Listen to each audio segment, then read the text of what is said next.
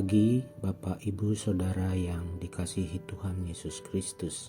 Pada saat ini saya Penatua Adrianson dari Lingkungan Pelayanan 1, Jemaat GKI Palangka 1, mengucapkan selamat berjumpa dalam renungan pada pagi hari ini di hari Senin 22 April 2024. Kita bersyukur karena Tuhan selalu baik dalam hidup kita dan akan terus melakukan kebaikan di sepanjang umur hidup kita.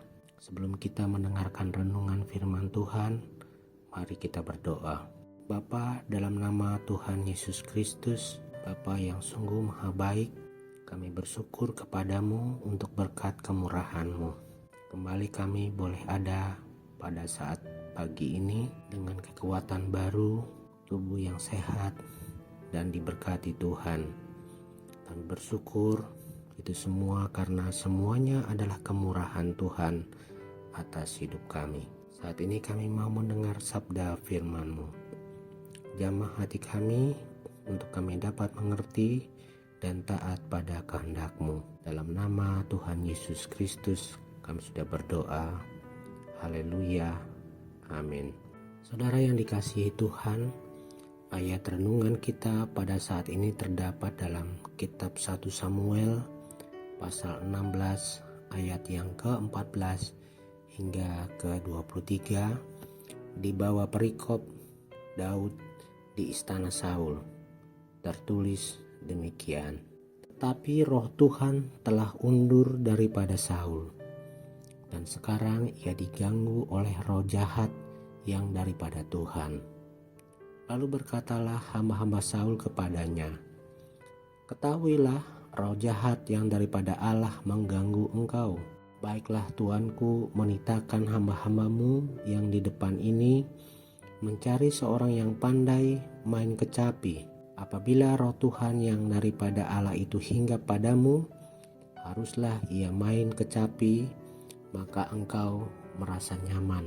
Berkatalah Saul kepada hamba-hambanya itu, "Carilah bagiku seorang yang dapat main kecapi dengan baik dan bawalah dia kepadaku." Lalu jawab salah seorang hamba itu, katanya, "Sesungguhnya aku telah melihat seorang anak laki-laki Isai, orang Betlehem itu, yang pandai main kecapi. Ia seorang pahlawan yang gagah perkasa, seorang prajurit yang pandai bicara, elok perawakannya, dan Tuhan menyertai dia." Kemudian Saul mengirim suruhan kepada Isai dengan pesan, "Suruhlah kepadaku anakmu Daud yang ada pada kambing domba itu." Lalu Isai mengambil seekor keledai yang dimuati roti, sekirbat anggur, dan seekor anak kambing. Maka dikirimkannyalah itu kepada Saul dengan perantar Daud anaknya. Demikianlah Daud sampai kepada Saul dan menjadi pelayannya. Saul sangat mengasihinya dan ia menjadi pembawa senjatanya. Sebab itu Saul menyuruh orang kepada Isai mengatakan, "Biarkanlah Saul tetap menjadi pelayanku, sebab aku suka kepadanya. Dan setiap kali apabila roh yang daripada Allah itu hinggap pada Saul, maka Daud mengambil kecapi dan memainkannya. Saul merasa lega dan nyaman, dan roh yang jahat itu undur daripadanya." Saudara yang kekasih, bacaan renungan kita hari ini berdasarkan kabar bahalap ditulis oleh Pendeta Yuyus STH. Saya akan bacakan demikian. Nas bacaan ini ditutup dengan keterangan bahwa roh jahat tersebut akan undur daripada Saul saat ia mendengar bunyi kecapi yang dimainkan oleh Daud, sehingga ia merasa lega dan nyaman. Ayat 23. Dengan kata lain bahwa roh jahat ini menguasai Saul saat ia merasa tidak lega dan tidak nyaman. Lantas apakah yang kemudian membuat Saul tidak nyaman dan tidak lega? Dikatakan pada ayat 14 dalam bacaan ini bahwa roh Allah telah undur daripadanya. Mengapa roh Allah telah undur daripadanya? Jika ditelisik mundur dalam beberapa cerita sebelumnya, bahwa berulang-ulang Saul melawan firman Tuhan yang disampaikan oleh Nabi Samuel. Hal ini menyebabkan Samuel marah kepada Saul karena hidup tidak sesuai dengan perintah Tuhan. Artinya akar ketidaknyamanan Saul dan ketidaklegaan pada dirinya adalah karena ia telah berdosa kepada Tuhan. Ia harus dibantu dengan permainan kecapi agar dapat meresapi kehadiran Tuhan dalam dirinya, sehingga roh jahat menjadi undur daripadanya. Pesan dari nas ini adalah sebagai berikut. 1. Dosa dan kesalahan yang diperbuat oleh manusia adalah akar dari ketidaknyamanan dan ketidaklegaan, sehingga yang dialami oleh Saul, orang yang menyimpan kesalahan, tidaklah tenang hidupnya.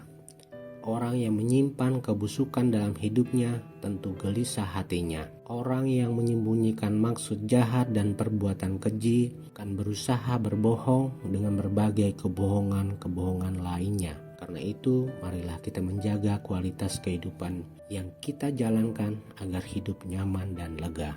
2. Mendengarkan musik kecapi dapat mengurangi ketenangan dan membuat kita lebih tenang. Berilah ruang pada diri kita untuk merilekskan diri, sehingga hidup tidak terlampau stres.